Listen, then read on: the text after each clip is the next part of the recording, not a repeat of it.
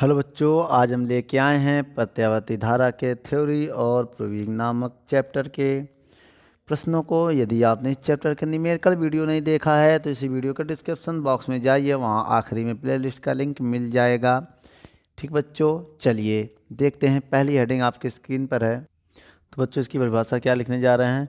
प्रत्यावर्ती धारा वह धारा है।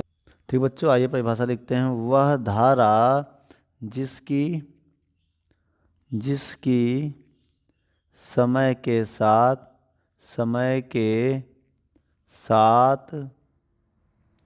वह धारा जिसकी समय के साथ परिमाण और दिशा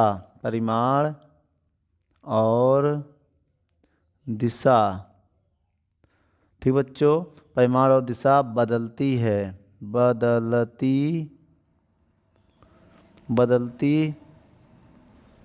रहती है।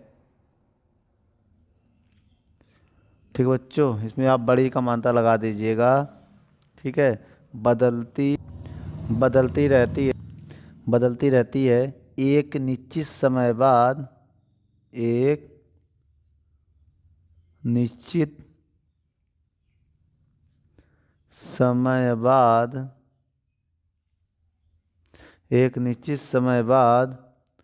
वह उसी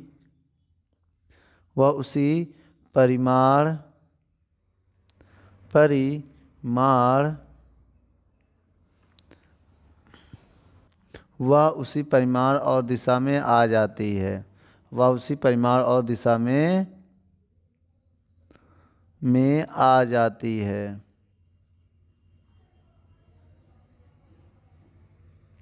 तो ऐसी धारा को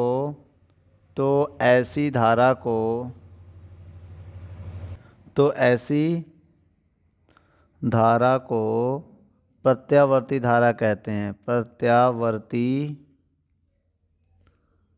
धारा कहते हैं। ठीक है बच्चों, आइए इसका समीकरण देख लेते हैं। देखिए, मेरे कहने का यह मतलब है, इसका समीकरण क्या होता बेटा? I बराबर आई नॉट साइन ओमेगा टी, ये होता है इसका समीकरण। और एक बात, आई नॉट यहाँ क्या कहते हैं बच्चों? इसको हम लोग बोलते हैं धारा का शिखर मान या धारा का आयाम भी बोलते हैं। आई नॉट को क्या बोलते हैं बेटा? धारा का शिखर मान। आई नॉट को क्या बोलते हैं? धारा का शिखर मान। ठीक है, अब आइए, ऐसी ही हेडिंग हमारी क्या है? प्रत्यावर्ती वोल्टेज की भी। तो बच्चों, प्रत्यावर्ती वोल्टेज, इसकी परिभाषा सेम है, ऐसे ही लिख लीजिएगा। कैसे बच्चों? आइए हम आपको पढ़ते हैं। वह वोल्टेज, इसकी जगह पर वोल्टेज लिख देना। क्या लिखोगे बच्चों? वह वोल्टेज या विभव भी लिख सकते हैं।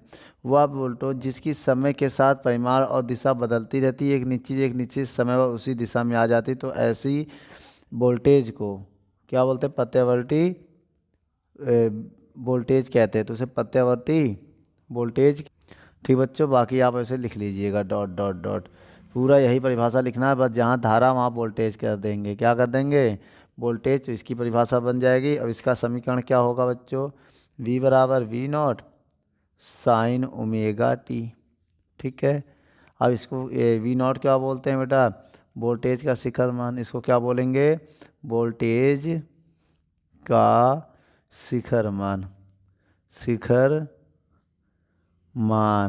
उसी प्रकार एक हमारे पास और है, प्रत्यावर्ती विद्युत वाहक बल। प्रत्यावर्ती विद्युत वाहक बल, इसकी भी डिफिनेशन सेम वैसे ही है। वह विद्युत वाहक बल जिसकी, पूरा वही लिखोगे बच्चों जो यहाँ पर लिखे हैं, बस यहाँ चेंज होगा, धारा की जगह विद्युत वाहक बल कर देंगे। ठीक है बेटा, वह विद्युत वाहक बल जिसकी समय के साथ परिमाण और दिशा बदलती रहती है, एक निश्चित समय बाद वह उसी परिमाण और दिशा में आ जाता है, तो ऐसे विद्युत वाहक बल को प्रत्यावर्ती विद्युत वाहक बल कहते हैं। जो जो निशान है यहाँ पर केवल हेडिंग है चेंज होगा, हेडिंग क्या पूरा ये चेंज हो जाएगा। प्रत्यावर्ती धारा, प्रत्यावर्ती विभव, प्रत्यावर्ती वोल्टेज, ये होगा बच्चों। अब अगर हम देखें इसका समीकरण तो क्या होगा, इसका समीकरण होगा E बराबर ई नॉट साइन ओमेगा टी होगा। ठीक है बच्चों, अब अगर हम कहें तो इसमें ई नॉट का नाम क्या होगा, ई नॉट का नाम होगा विद्युत वाहक बल का, विद्युत वाहक बल का शिखर मान, शिखर मान मतलब महत्तम मान या शिखर मान, बात एक ही है बच्चों। ठीक है, वीडियो को रोक कर नोट कर लो, या तो एक काम करिए, आइए यहाँ पर हम ग्राफ बता दे रहे हैं आपको। चलिए बच्चों, वीडियो को रोक कर नोट कर लें, फिर अगली दूसरी हेडिंग हम लोग देखेंगे। अगला क्वेश्चन है बच्चों, दूसरे नंबर हेडिंग, प्रत्यावर्ती वोल्टेज तथा प्रत्यावर्ती धारा का समय ग्राफ। देखिए बच्चों, हम यहाँ ग्राफ बनाने चल रहे हैं, आप लोग ज़रा ध्यान से देखिए। मान लीजिए यहाँ पर समय 0 है और यहाँ पर समय जो है T/2 है। यहाँ पर उसका एक चक्कर कंप्लीट होता है तो T समय लगता है। फिर यहाँ पर समय कितना हो जाएगा बच्चों, 3T/2 हो जाएगा। फिर यहाँ पर समय 2T हो जाएगा। ठीक है, ये समय हमने मान लिया है। अब आप ये देखिए बच्चों, मान लीजिए मेरे पास धारा का ग्राफ या वोल्टेज का ग्राफ मान लीजिए ये वोल्टेज का ग्राफ है। ठीक है, ये वोल्टेज का ग्राफ है हमारे पास, ये वोल्टेज का ग्राफ हम बना रहे हैं बच्चों। ठीक है, ऐसे ही बनेगा, ये एक चक्कर कंप्लीट होगा। जब कोई बेटा वोल्टेज यहाँ से यहाँ तक होके जाएगा तो एक चक्कर उसका कंप्लीट हो जाएगा बेटा, एक चक्कर इसका कंप्लीट हो जाएगा। फिर ऐसे बेटा होते हुए, फिर ऐसे होते हुए ऐसे चला जाएगा, तो बच्चों इसका यहाँ दूसरा चक्कर पूरा हो जाएगा। तो ये जो ग्राफ है ये किसका है, विभव का ग्राफ है।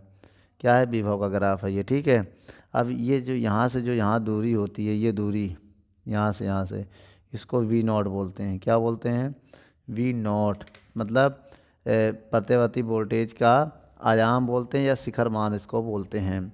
ठीक है बच्चों, अब जो हमारे पास दूसरा ग्राफ हम बनाने जा रहे हैं उसको देख लीजिए। दूसरा ग्राफ मान लीजिए ये है, डॉट डॉट से कर रही है प्रत्यावर्ती धारा का। ठीक है बच्चों, दूसरा ग्राफ हमारा ये है, ये दूसरा ग्राफ है बच्चों हमारा, ये है। तो देखिए दूसरा ग्राफ ये है कि यहाँ पर जगह देखा जाए तो ये I0 है हमारा, ये चीज़ क्या है हमारा, ये है I0।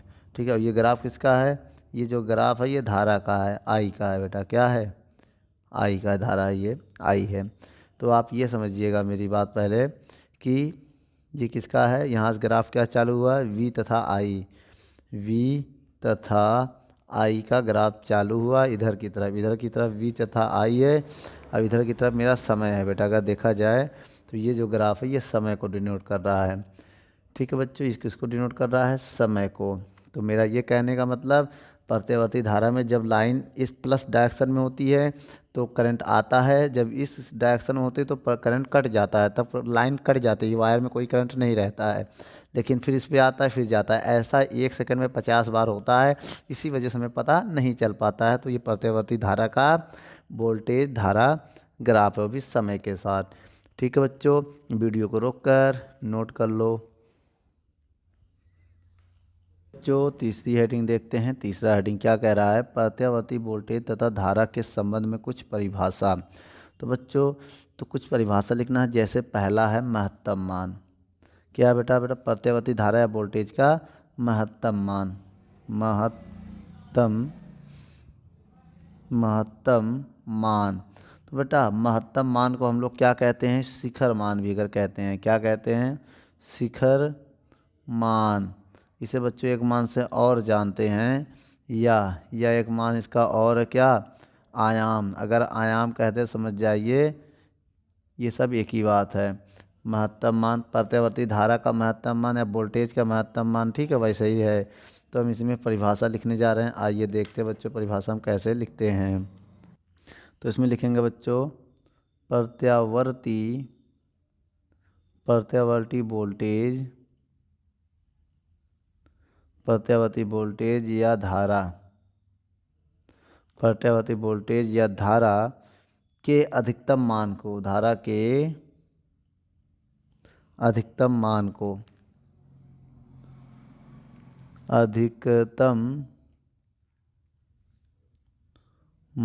को क्या कहते हैं?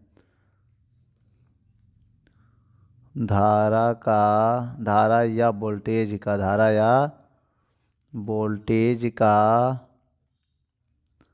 वोल्टेज का महत्तम मान या शिखर मान या आयाम कहते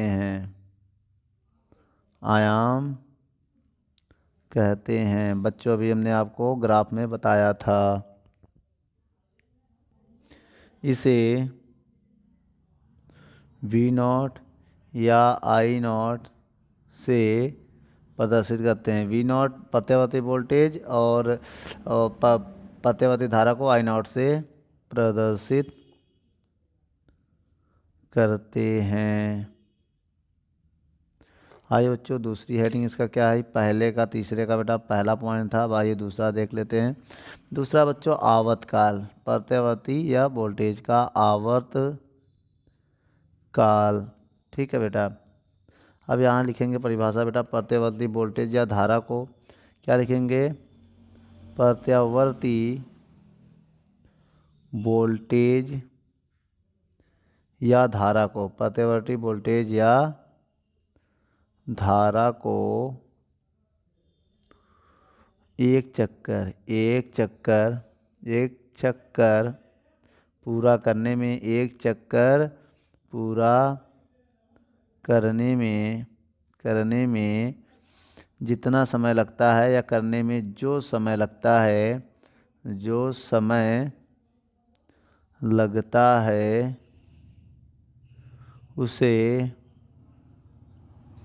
उसे उसका आवर्तकाल कहते हैं। ठीक है बच्चों, इसे कैपिटल टी से प्रदर्शित करते हैं। ये इसकी परिभाषा है, करते हैं। ठीक है बच्चों, अब इसके बाद हम कुछ आपको एक बात बताने जा रहे हैं। कुछ फार्मूला इसमें आप देख लीजिए। इसमें अगर हम फार्मूला यूज करेंगे तो टी बराबर फार्मूला यूज करते हैं 2π/ω। ठीक है, एक फार्मूला होता है टी बराबर 1/f, ये इन सब से निकाल सकते हो। ठीक है, ये सब फार्मूले से आप निकाल सकते हैं। अब आइए बच्चों, एक और भी परिभाषा देख लेते हैं। तीसरा पॉइंट क्या है इसका? तो आवृत्ति। क्या बच्चों इस बार? ये आवृत्ति की परिभाषा क्या लिखेंगे बच्चों? देखो बेटा, 1 सेकंड में जितने चक्कर लगाती है, देखा, प्रत्यावर्ती धारा या वोल्टेज, क्या लिखोगे बच्चों? प्रत्यावर्ती धारा या वोल्टेज, प्रत्यावर्ती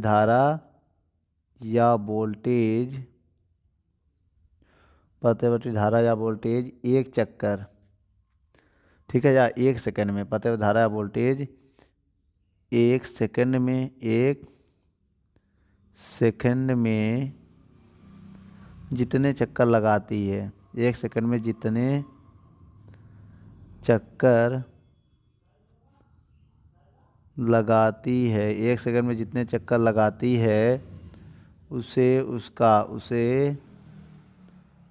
उसका प्रत्यावर्ती धारा या वोल्टेज 1 सेकंड में जितने चक्कर लगाती है, उसे उसका आवृत्ति कहते हैं।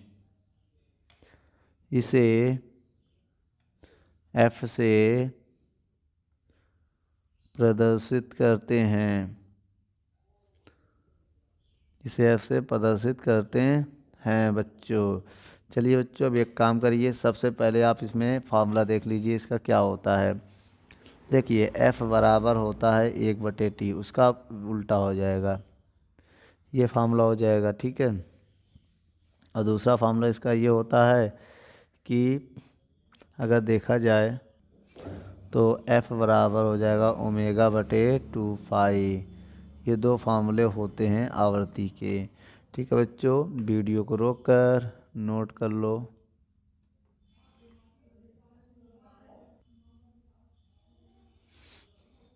अगला नंबर क्वेश्चन बच्चों आपके स्क्रीन पर है। क्या कह रहा है क्वेश्चन? कह रहा है प्रत्यावर्ती धारा का माध्य अथवा औसत मान तथा वर्ग माध्य मूल मान, ये हमें बताना बच्चों। चलिए बच्चों, अगला नंबर क्वेश्चन आपकी स्क्रीन पर है। क्या कह रहा है पढ़िए। चलिए बच्चों, अगला नंबर क्वेश्चन, चलिए बच्चों चौथा नंबर क्वेश्चन आपकी स्क्रीन पर है। पढ़िए क्या कह रहा है। कह रहा है प्रत्यावर्ती धारा का माध्य अथवा औसत मान तथा वर्ग माध्य मूल मान की गणना करनी है बच्चों। सबसे पहले पहली हेडिंग हम डालेंगे माध्य मान। माध्य मान, आइए बच्चों इसके फॉर्मूले थोड़ा सा इसके बारे में लिखते हैं, फिर इसके सूत्र का निगमन करते हैं। बच्चों ये मान यह कहता है एक चक्कर लगाने में, एक चक्कर लगाने में, एक चक्कर लगाने में, लगाने या लगाने में, ठीक है बच्चों, ठीक है बच्चों, एक चक्कर लगाने में प्रत्यावर्ती वोल्टेज हो, प्रत्यावर्ती वोल्टेज या धारा, या धारा, ठीक, का माध्य मान, माध्य को औसत भी कहते हैं, याद रखना औसत, माध्य मान या औसत मान शून्य होता है। मान क्या होता है? शून्य होता है, ठीक है बच्चों।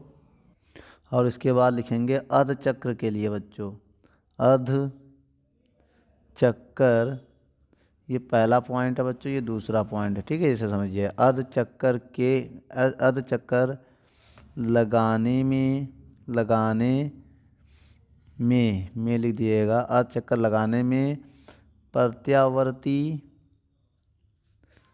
धारा या वोल्टेज, या वोल्टेज,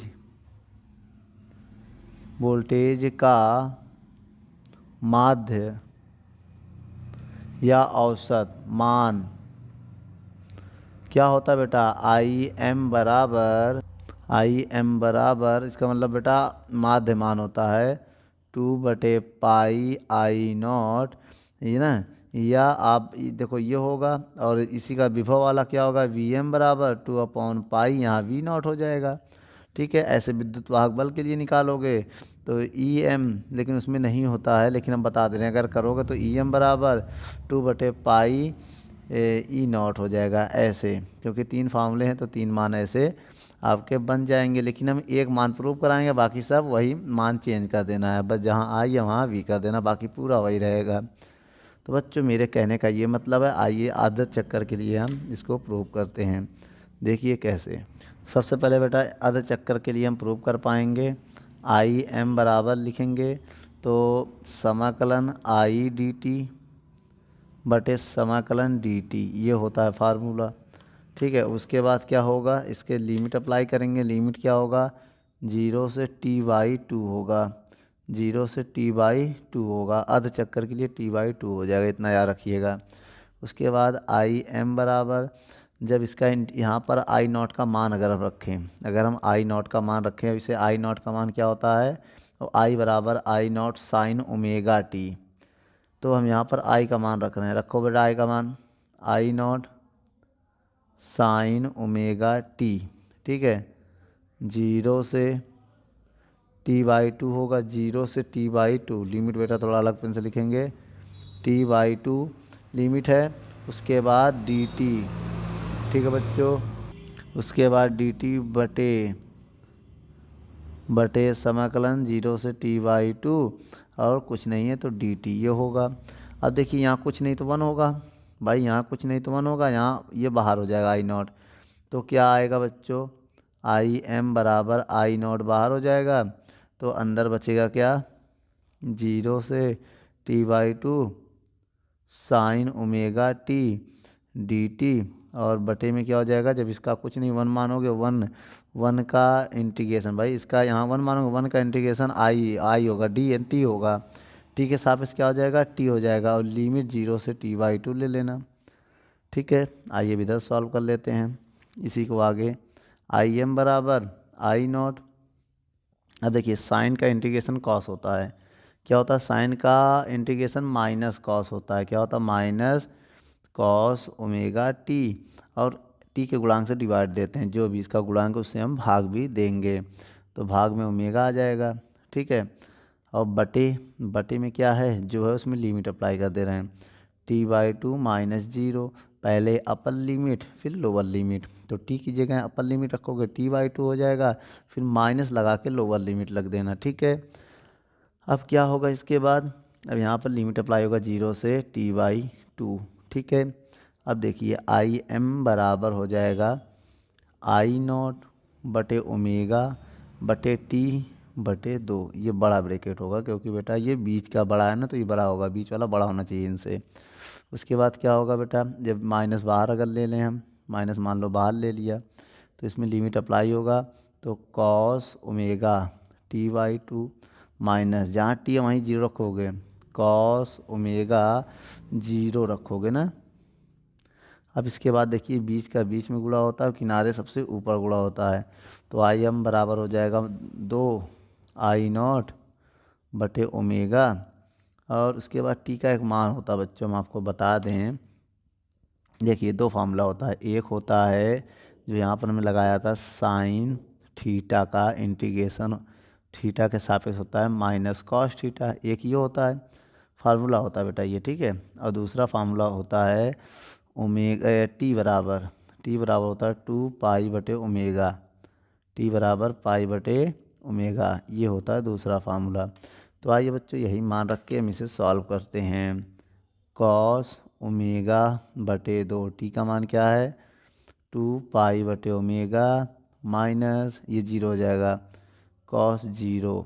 ठीक है, अब यहाँ से ये ओमेगा से ओमेगा 2 से 2 कट जाएगा, और आई एम बराबर -2 आई नॉट बटे ओमेगा, अब ये हो जाएगा बेटा क्या, कॉस पाई का मान -1 होता है। ठीक है, कॉस पाई का मान -1 इसका भी मान होता है।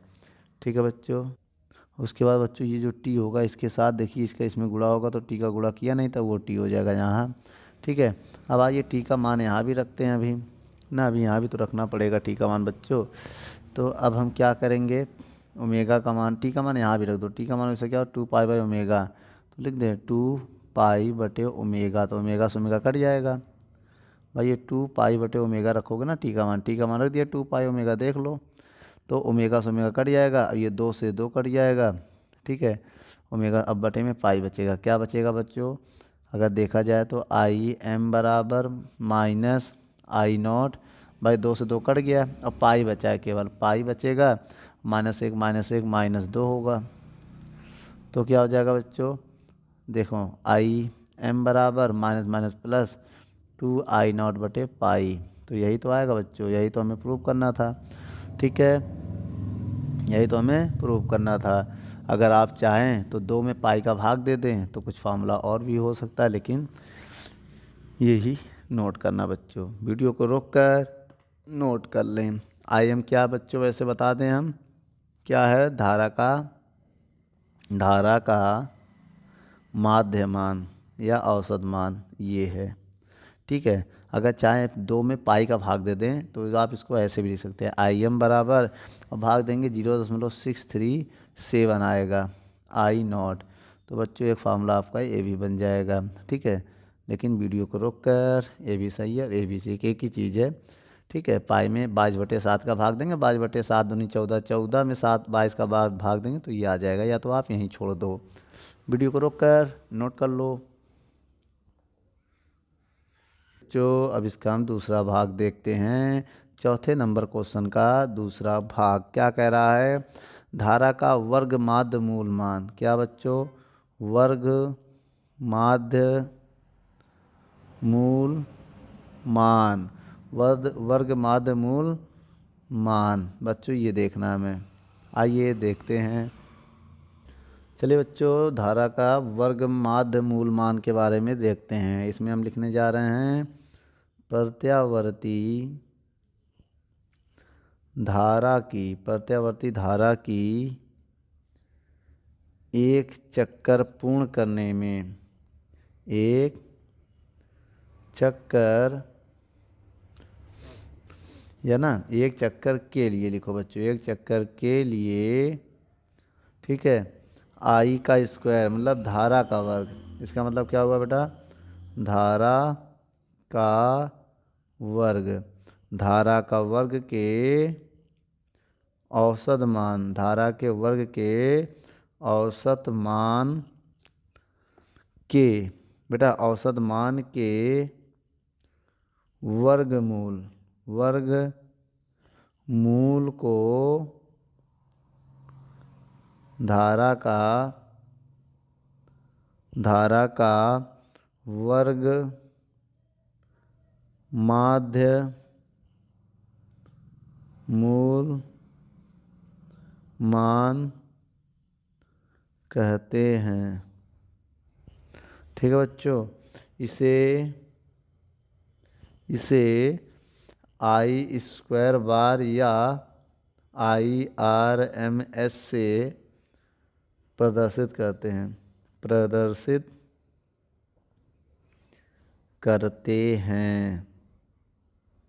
ठीक है बच्चों, आइए इसकी प्रूविंग को हम यहीं पर देखते हैं। ठीक है बच्चों, सबसे पहले परिभाषा को आप वीडियो को रोककर नोट कर लें, तब हम इसके प्रूविंग को देखेंगे।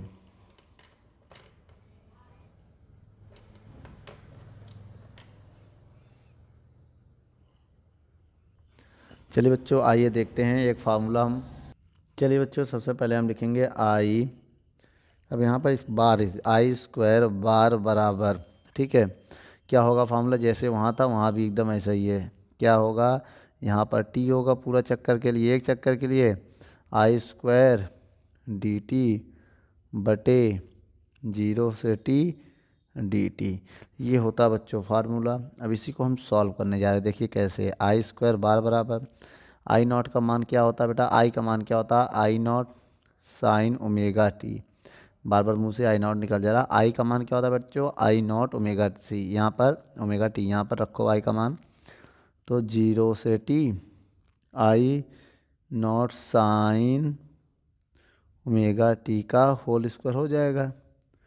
और बटे में क्या है, इंटू में क्या है डी टी, और बटे में क्या है, कुछ नहीं तो 1 मान लेंगे। 1 का टी के सापेक्ष से समाकलन टी हो जाएगा, लिमिट हो जाएगा 0 से टी। ठीक है बच्चों, आई नॉट स्क्वायर बार बराबर, अगर हम यहाँ पर आई नॉट को बाहर ले लें तो आई नॉट स्क्वायर अंदर होगा 0 से टी, साइन का square sine square omega T D T बटे लिमिट अप्लाई कर लेंगे टी माइनस 0।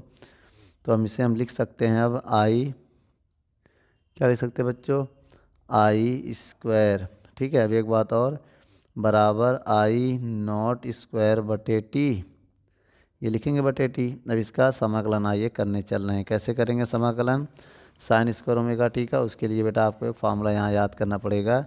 आइए हम आपको बता देते हैं फार्मूला क्या है। cos 2 ओमेगा टी का फार्मूला होता है, ठीक है, cos 2 cos स्क्वायर थीटा -1, क्या लगेगा बच्चों, तो इसका एक फार्मूला होता है 1 minus 2 sine square omega T, ये होता है। यहाँ से अगर हम इसके मान निकालें तो इसको इधर ले जाएंगे, इसको उधर ले जाएंगे, ये इधर आके प्लस हो जाएगा 2 साइन स्क्वायर ओमेगा टी बराबर 1 माइनस, ये उधर जाके माइनस हो जाएगा cos 2 ओमेगा टी। अब इसका इधर साइन स्क्वायर ओमेगा टी का मान निकालेंगे तो 1 माइनस cos 2 ओमेगा टी बटे 2 हो जाएगा।